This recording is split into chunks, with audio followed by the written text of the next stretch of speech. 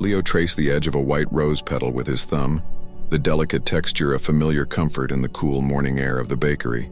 The scent of rising dough and brewing coffee was his sanctuary, a world he had built from flour, sugar, and relentless dedication. He carefully placed the rose into the small bouquet, completing the centerpiece for the front display window. It was a small detail, one that many customers might not even notice, but for him, it was a signature. It was the quiet promise of quality and care that defined the Rolling Pin, the bakery he co-owned with his older sister Clara. He stepped back to admire his work, a faint smile touching his lips. The soft morning light filtered through the large glass window, illuminating the rows of croissants and pastries he had spent the pre-dawn hours crafting. Leo was a man who found his voice in his work. His hands, dusted with a permanent layer of flour, were more articulate than his words. He was quiet and observant, with kind eyes that often held a hint of weariness. He preferred the silent language of baking, the precise measurements and patient waiting, over the complexities of conversation. The bell above the door chimed, and Marco, Clara's husband of 6 months, strode in with the confidence of a man who owned the place, though he did not. He was handsome and sharp, dressed in a crisp shirt that seemed out of place in the rustic warmth of the bakery. A constant, practiced smile was fixed on his face, but it never quite softened the calculating look in his eyes. He barely glanced at Leo, his attention immediately captured by the window display that had just been finished with such care and precision. "A bit old-fashioned, don't you think?" Marco commented, gesturing towards the roses with a dismissive wave of his hand. He didn't look at Leo as he spoke, instead examining his own reflection in the glass. The words, casual and light, landed like small, sharp stones in the quiet room. It wasn't a question seeking an opinion. It was a judgment delivered with effortless condescension. Leo's faint smile vanished, and he felt a familiar tightening in his chest, a feeling he had been experiencing more and more often since Marco had entered their lives. Before Leo could form a response, the bell chimed again. This time it was Clara, bustling in with a leather briefcase under her arm. Her energy was a stark contrast to her brother's calm demeanor. She was all sharp angles and quick movements, her focus already on the day's profits and losses. She kissed Marco on the cheek, a quick proprietary gesture, and then her eyes followed his gaze to the window. "He's right, Leo. It's a bit quaint. We need something more modern, something that pops," she said, echoing her husband's sentiment without a moment's hesitation. The word quaint stung more than old-fashioned. It was the word one used to describe something trivial, something to be indulged but not taken seriously. Leo looked from his sister to her husband, seeing them as a single, united front. In that moment, he felt like a stranger in his own bakery. Clara had once been his biggest supporter, the one who had mortgaged her own small apartment to help him start this dream. Now she seemed to see his passion as a liability, an obstacle to the slick, profitable business Marco envisioned. Anna, their only full-time employee, emerged from the kitchen, her hands holding a tray of freshly glazed cinnamon rolls. She had been with them since the beginning, a quiet but fiercely loyal young woman who understood the heart of the bakery better than anyone. She saw the tension in the room, the way Leo's shoulders had slumped slightly, the dismissive look on Clara's face. She placed the tray on the counter, the sweet aroma filling the air, and offered Leo a small, almost imperceptible nod of support.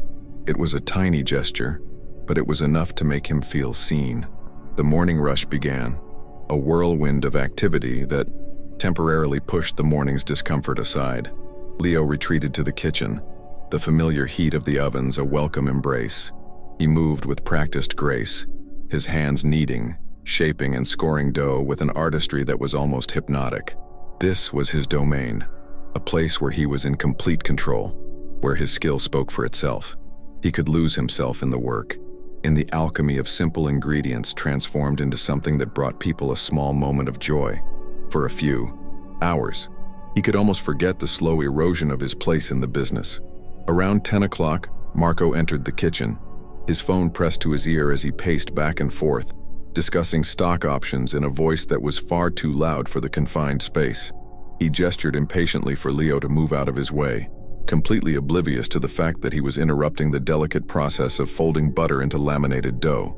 The blatant disrespect was jarring. The kitchen had always been a sacred space, a workshop where concentration was paramount.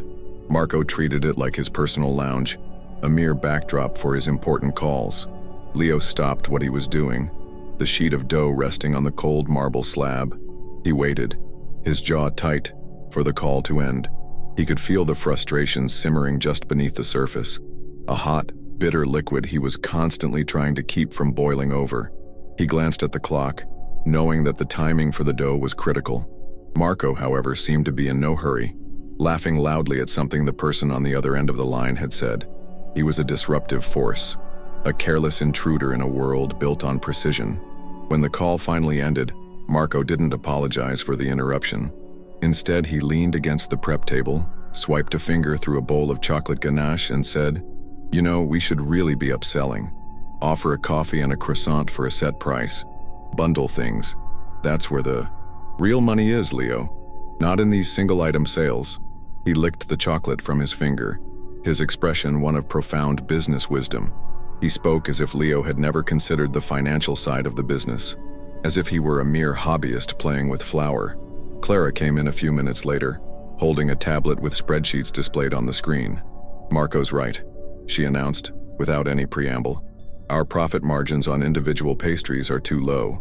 We need to streamline, focus on the high-volume sellers, and maybe cut back on some of the more niche items."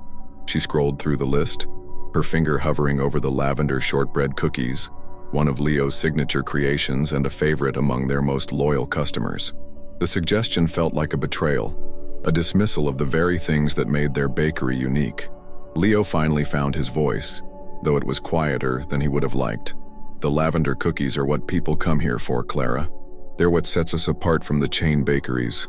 He tried to keep the emotion out of his tone, to present it as a simple business fact, but his heart was pounding. He was defending more than just a cookie. He was defending his identity, his contribution, the soul of the establishment that he had poured his life into building from the ground up. Marco scoffed, a small, patronizing sound. "Nostalgia doesn't pay the bills, Leo. We're running a business, not a museum. If it's not selling in high volume, it's a waste of time and ingredients." He looked at Clara, who nodded in agreement, her gaze fixed on the numbers on her tablet rather than on her brother's face. The two of them were perfectly in sync, a well-oiled machine of pragmatism and ambition that was slowly grinding away the bakery's original charm. The rest of the morning continued in a similar vein.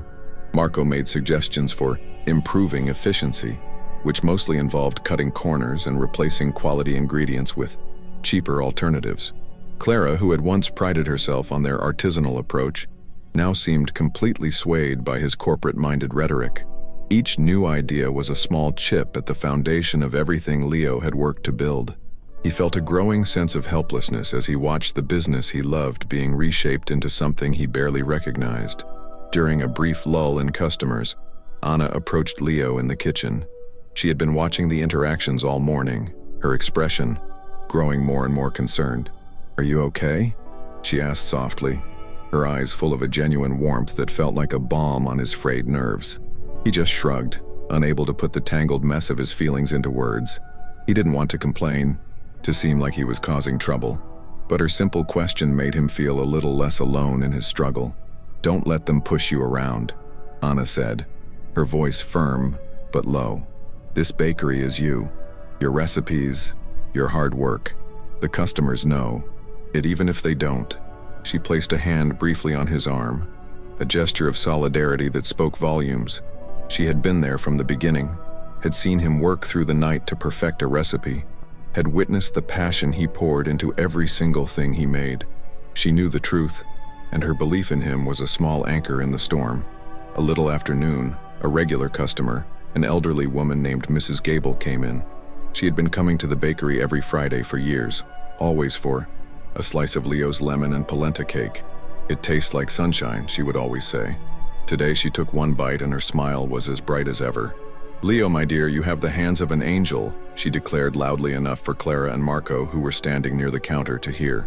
It was a moment of pure, unadulterated appreciation that felt like a lifeline. Leo felt a flush of warmth spread through his chest. It was a reminder of why he did what he did. It wasn't for the profit, margins, or the upselling opportunities. It was for this, For the small moments of connection, for the simple pleasure that a well-made cake could bring. He caught Anna's eye, and she gave him a wide, genuine smile. For a moment, the tension of the morning seemed to dissipate, replaced by the simple, rewarding reality of his craft. The peace was short-lived. As soon as Mrs. Gable left, Marco turned to Clara and said, in a stage whisper that was clearly meant for Leo to overhear, "See, our target demographic is all wrong. We need to be attracting the younger crowd, the Instagrammers. We need things that look good in photos, not just things that taste good to grandmothers." The cruelty of the comment, coming right after such a sweet moment, was breathtaking. It was a deliberate attempt to undermine him, to devalue the very core of his work. Clara didn't reprimand him. She just gave a small, non-committal shrug and went back to her tablet. Her silence was more damning than any agreement. It was an abdication of her role as his sister, as his partner. She was allowing this man to systematically dismantle her brother's confidence and passion, and she was doing nothing to stop it. Leo felt a cold knot of dread form in his stomach. This was no longer just about the business. It was about his relationship with his sister, a bond he had always thought was unbreakable. Later that afternoon, a delivery of flour arrived. The usual brand, the one Leo had sourced from a small local mill, was not there. In its place were large, generic bags from a bulk supplier. He went to find Clara, holding the invoice in his hand. "What is this?" he asked, trying to keep his voice steady. "The flour is different." Clara didn't look up from her laptop. "It's more cost-effective. Marco found a supplier that gives us a 30% discount. The customers won't notice the difference." "I will notice the difference," Leo said, his voice barely a whisper. "The texture will be wrong. The flavor will be flat. It changes everything." He felt a surge of despair. The flour was the foundation, the most basic and essential ingredient. To compromise on that was to compromise on everything.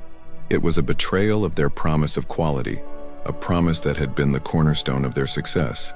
It was a decision made behind his back, a clear sign that his opinion no longer mattered at all. Clara finally looked up, her expression impatient. "Leo, stop being so dramatic. It's just flour. We have to make smart business decisions, not sentimental ones. Marco is helping us to be profitable, to grow. You should be grateful for his input, not fighting it at every turn." The accusation of being ungrateful was the final straw. He had poured his heart, soul, and savings into this bakery. He had worked tirelessly, sacrificed his personal life, all for their shared dream. And now he was being told to be grateful to the man who was actively trying to erase him from it. Anna had been quietly wiping down tables nearby, and she overheard the entire exchange. She saw the deep hurt in Leo's eyes, the way his hands, usually so steady, were trembling slightly. She watched as he walked back into the kitchen without another word, his shoulders heavy with a burden that seemed to grow with each passing hour. She had known for weeks that things were changing, but today, the cruelty was overt, the disrespect impossible to ignore. She felt a slow burning anger on Leo's behalf. Her suspicion that something more was going on solidified when she went to the back office to grab more receipt paper for the register. The door was slightly ajar, and she could hear Clara and Marco talking inside. Their voices were low, conspiratorial. "He's just too sensitive for this," Marco was saying. "He doesn't have the stomach for the tough decisions. We just need to keep moving forward with the plan, and eventually, he'll either get on board or he'll get out of the way." Clara's response was what truly chilled Anna. "I know," she sighed, a note of weary resignation in her voice. "It's harder than I thought it would be. But you're right. The rebranding is the future. The rolling pin sounds so small town. Urban Crust has a much better ring to it." The casual way they discussed changing the name, the very identity of the bakery Leo had named after their grandmother's favorite kitchen tool, was utterly heartless.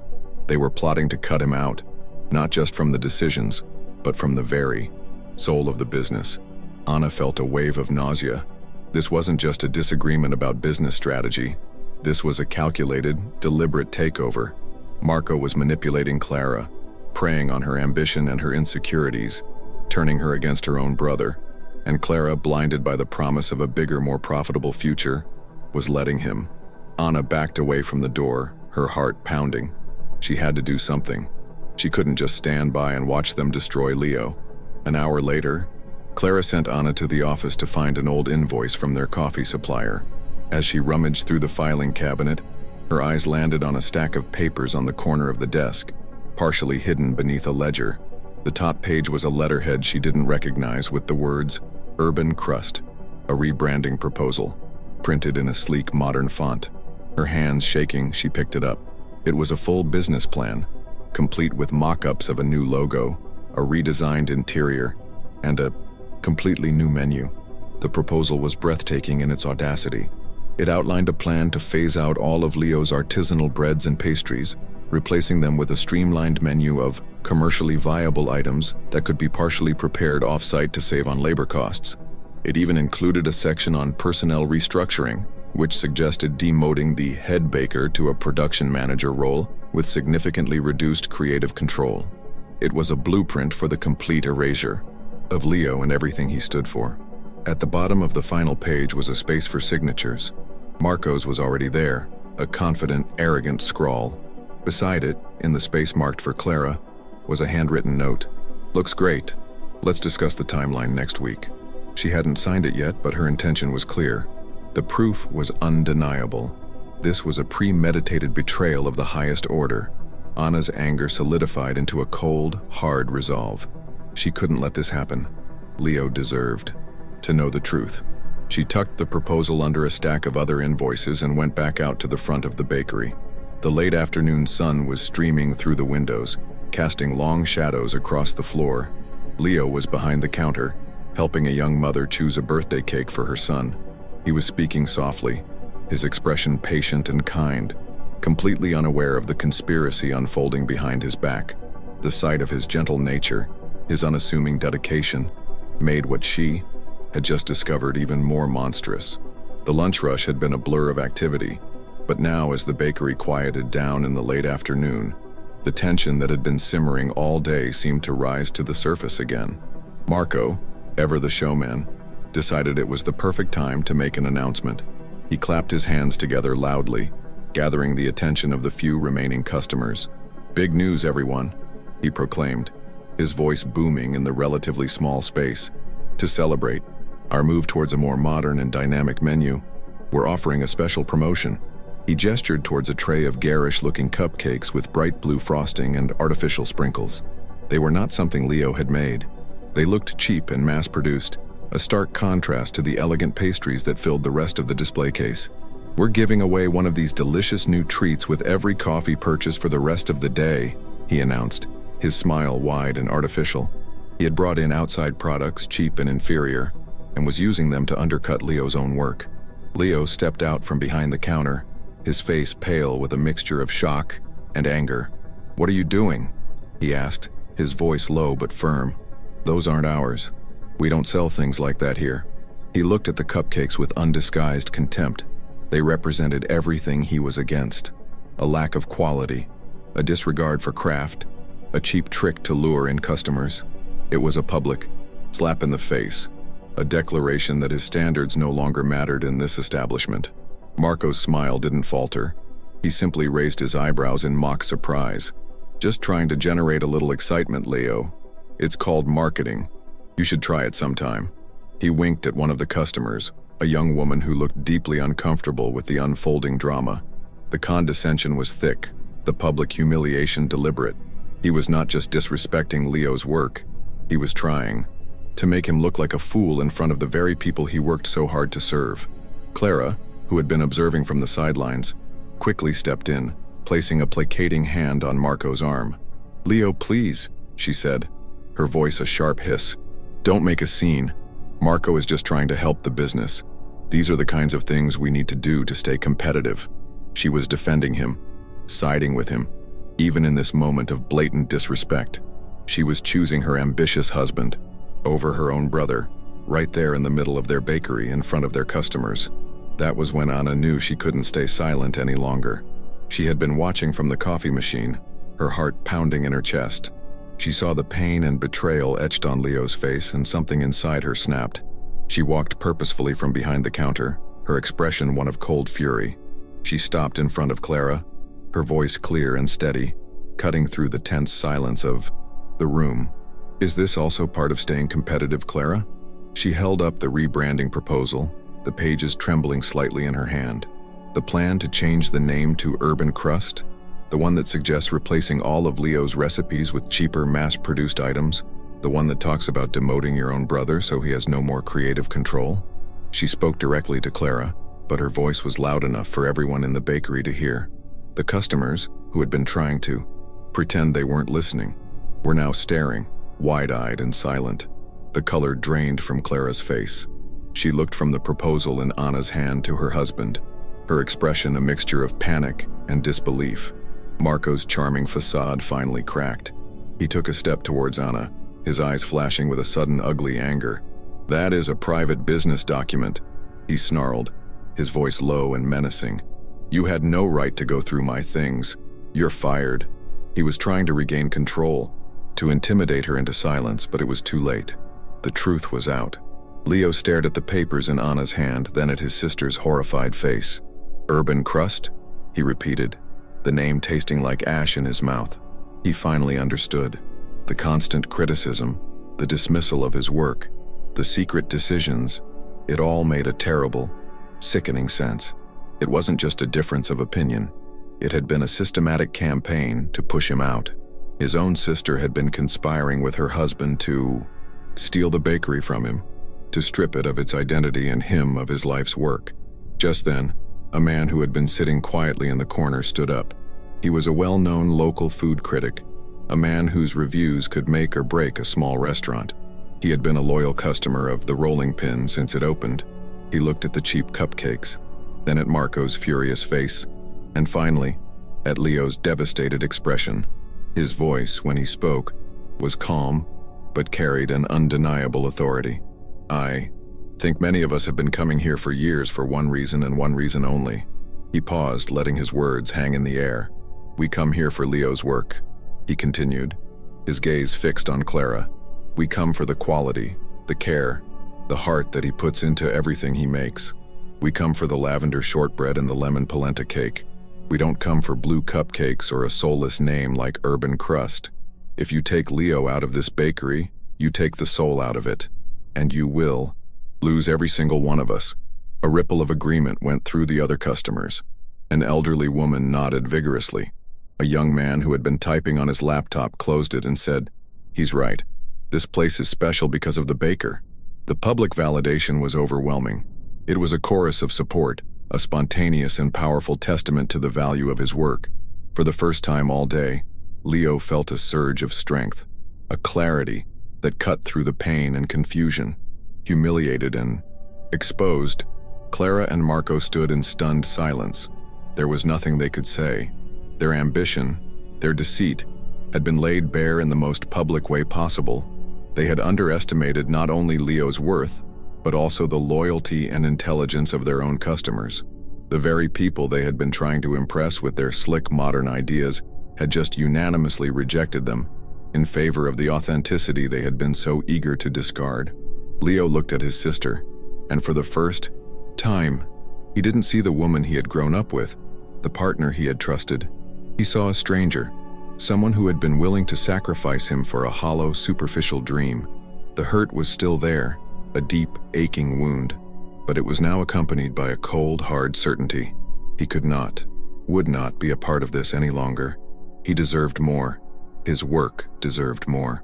He took a deep breath, the air in the bakery suddenly feeling lighter, clearer. He looked at Clara, his voice devoid of the anger and hurt he was feeling, replaced by a quiet, unshakable finality. "This partnership is over," he said simply. "I'm leaving. The Rolling Pin was our dream, Clara, but you've turned it into a nightmare. You can have Urban Crust. I'm going to start over, and I'm going to do it on my own terms." He didn't raise his voice. He didn't need to. The quiet power of his decision was more impactful than any shout. Without another glance at his sister or her husband, Leo untied his apron, the one he had worn every day for 5 years. He folded it neatly and placed it on the counter. It was a simple, symbolic gesture of surrender and liberation. He was letting go of the bakery, of the dream they had once shared. But in doing so, he was reclaiming himself. He was choosing his dignity, his integrity, his passion. over a partnership that had become toxic and destructive. He walked over to Anna, who was still standing by the counter, the proposal clutched in her hand. He placed a hand on her shoulder. "Thank you," he said, his voice thick with an emotion he couldn't quite name. It was gratitude, but it was also something more. She had risked her job, had stood up for him when his own sister would not. In that moment, she was more family to him than the woman who shared his blood.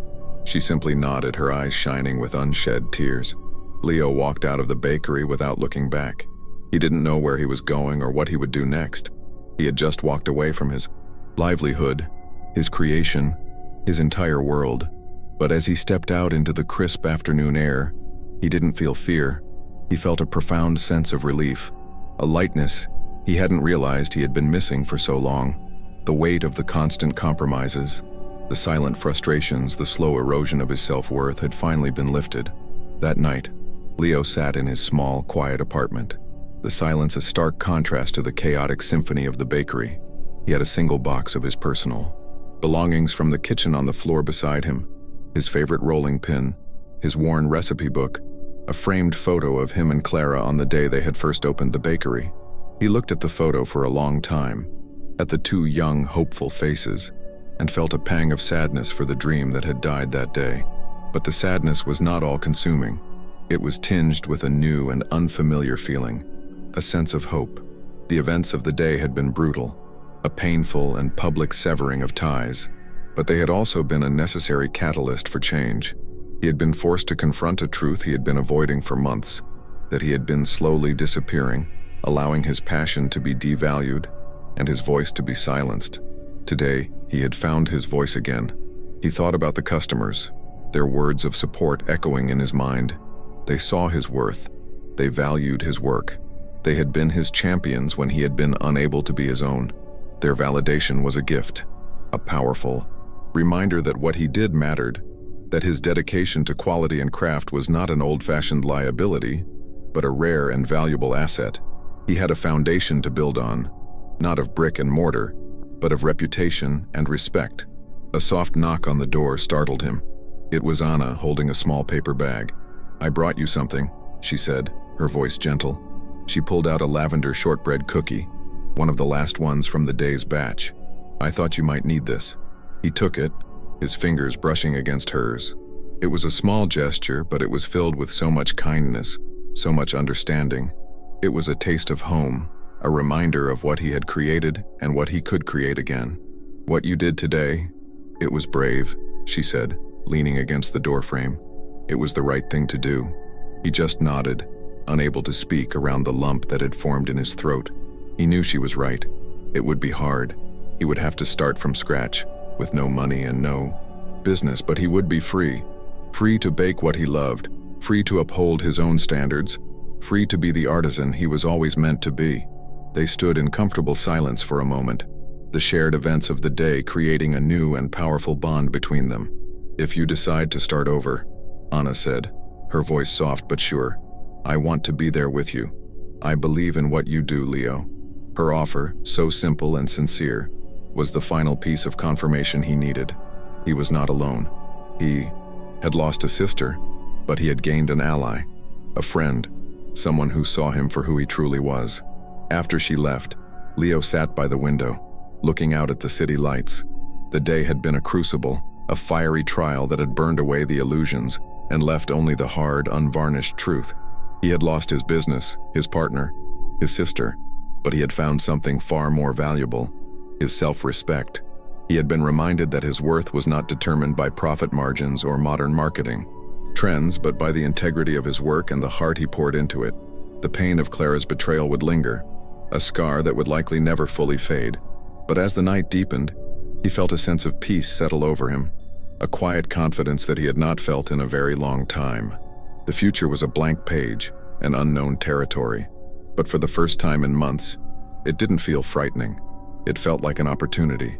It felt like a new beginning, one that he would write on his own terms. He picked up his old recipe book, its pages soft and worn from years of use. He opened it to a blank page at the back and, with a steady hand, he wrote a single word at the top: Leo's. It wasn't a business plan. It wasn't a rebranding proposal. It was a simple declaration of ownership, a promise to himself. That one simple word held the weight of the entire transformative day. He had survived, and he knew, with a certainty that resonated deep in his soul, that he would not just survive, but thrive. The day had started with him carefully arranging flowers in a window, a small act of creation in a world that was slowly closing in on him. It ended with him sitting in the quiet of his apartment, planning a new world of his own making. The bakery on the corner would change its name, its menu, its very soul, but the heart of it, the true baker, had been liberated. And in that quiet, personal victory, Leo knew that this single, painful, extraordinary day had changed everything forever.